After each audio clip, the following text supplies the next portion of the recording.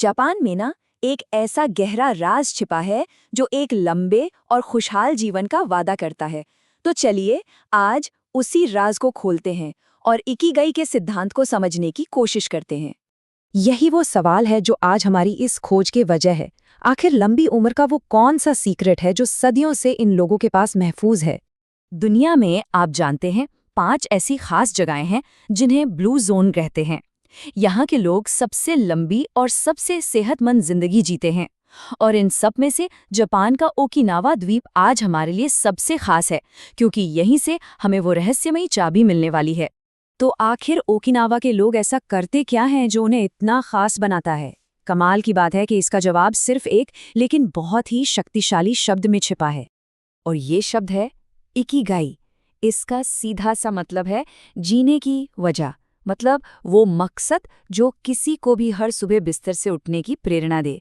यही ओकिनावा के लंबे जीवन का सबसे बड़ा राज माना जाता है।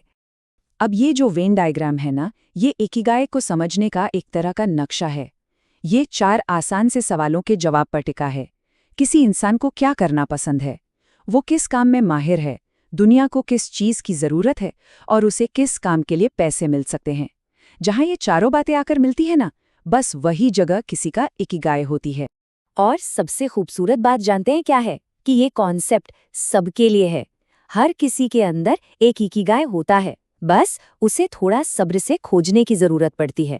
ठीक है, तो हमने ये तो जान लिया कि इकिगाई क्या होता है, लेकिन अब सवाल ये उठता है कि ये एक लंबे और सेहतमंद जीवन के लिए क्यों इतना ज्यादा पावरफुल है।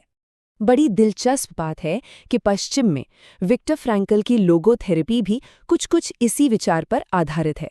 देखिए, जहां पारंपरिक साइकोएनालिसिस अतीत की समस्याओं पर फोकस करता है, वहीं लोगोथेरेपी भविष्य के उद्देश्य और मतलब की तलाश पर जोर देती है, बिल्कुल इकिगाई की तरह। और इसी बात को नीचे के जबरदस्त कोट में समझा जा सकता है, जिसे फ्रैंकल ने भी इस्तेमाल किया। मतलब जब किसी के पास जीने की एक ठोस वजह होती है ना, तो जीवन की मुश्किलों से लड़ने की हिम्मत अपने आप आ जाती है। चलिए अब जरा फिलॉसफी से हटकर प्रैक्टिकल बातों पर आते हैं।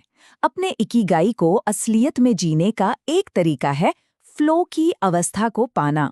फ्लो ये वो स्टेट है जब कोई इंसान किसी काम में पूरी तरह से खो जाता है।